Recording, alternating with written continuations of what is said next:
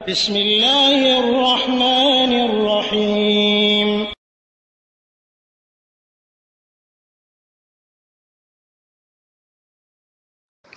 السلام عليكم ورحمة الله وبركاته.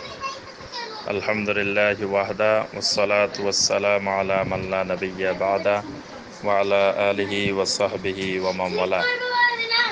সম্মানিত ভাই মাহবুবুর রহমান জানতে চেয়েছেন যে ইয়াজুজ মাজুজ সম্বন্ধে। জি ভাই, আলহামদুলিল্লাহ, এটি একটি গুরুত্বপূর্ণ আকীদাগত বিষয়। ইয়াজুজ মাজুজ সম্পর্কে অনেকগুলো সহিহ হাদিস রয়েছে, আবার ইয়াজুজ মাজুজ সম্পর্কে অনেকগুলো ইসরায়েলি রওয়ায়াতও রয়েছে।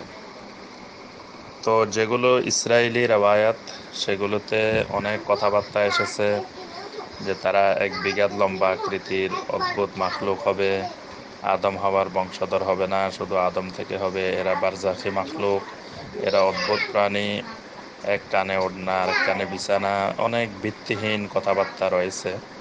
এগুলো সব ইসরায়েলি রওয়ায়াত। তবে সহিহ রওয়ায়াত সমূহে যা কিছু পাওয়া যায় তার ভিত্তিতে সংক্ষিপ্ত কথা হলো যে দাজ্জালের ফিতনা এবং দাজ্জালের মৃত্যুর পরে তখন পৃথিবীতে ইয়াজুজ মাজুজের ফিতনা আরম্ভ হবে। এটি কিয়ামতের আলামতের বড় বড় আলামতের একটি আলামত। ঈসা আলাইহিস সালাম দুনিয়াতে আসার পরে, দাজ্জাল ধ্বংস হয়ে যাওয়ার পরে এরপরে মাহাদির ইন্তেকাল হবে। তখন ঈসা আলাইহিস সালাম রাজত্ব পরিচালনা করতে থাকবেন। ঈসা আলাইহিস সালামের রাজত্বকালেই ইয়াজুজ মাজুজের আবির্ভাব হবে। ইয়াজুজ মাজুজ আসলে মানুষ, অত্যন্ত অত্যাচারী সম্প্রদায়ের মানুষ। কেউ কেউ বলেছেন তারা মঙ্গোলিয়ান তাতারিদের একটি জঙ্গলি গোত্র, সেখান থেকে তাদের আবির্ভাব হবে। তাদের সংখ্যা এত বেশি হবে যে তারা সমস্ত পৃথিবীতে ছড়িয়ে পড়ে ভীষণ উৎপাত শুরু করবে, হত্যা লুটতরা চালাতে থাকবে। ঈসা আলাইহিস সালাম তার সঙ্গীরা তখন তুর পর্বতে আশ্রয় নেবেন। তখন ঈসা আলাইহিস সালাম এবং মুমিনেরা আল্লাহ সুবহানাহু ওয়া তাআলার কাছে দোয়া করবেন। আল্লাহ পাক মহামারীর আকারে এক ধরনের রোগ ব্যাধি প্রেরণ করবেন। সেই রোগের কারণে ওই ইয়াজুজ মাজুজের গর্দানে এক ধরনের পোকা তৈরি হবে। অল্প সময়ের মধ্যে ইয়াজুজ মাজুজ সব মারা যাবে।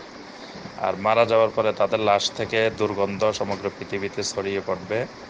তখন ঈসা আলাইহিস সালাম এবং তার সঙ্গীরা আল্লাহর কাছে আবার দোয়া করবেন যে এদের এই লাশের গন্ধ থেকে আল্লাহ যেন উদ্ধার করেন। তখন আল্লাহ সুবহানাহু ওয়া তাআলা এক ধরনের বিরাট বিরাট পাখি পৃথিবীতে পাঠাবেন, যাদের গাড়গুলো হবে উটের গাড়ের মতো।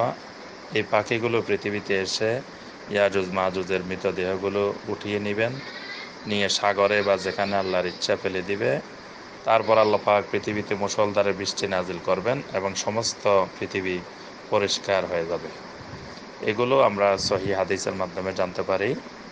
আর বাকি যেসব কথাবার্তা আছে এগুলো ভিত্তিহীন এবং ইসরায়েলি রওয়ায়াত। আল্লাহ সুবহানাহু ওয়া তাআলা আমাদের সবাইকে আকীদার এই বিষয়টি সঠিকভাবে জানার এবং বোঝার তৌফিক দিন। আসসালামু আলাইকুম ওয়া রাহমাতুল্লাহি ওয়া বারাকাতুহু।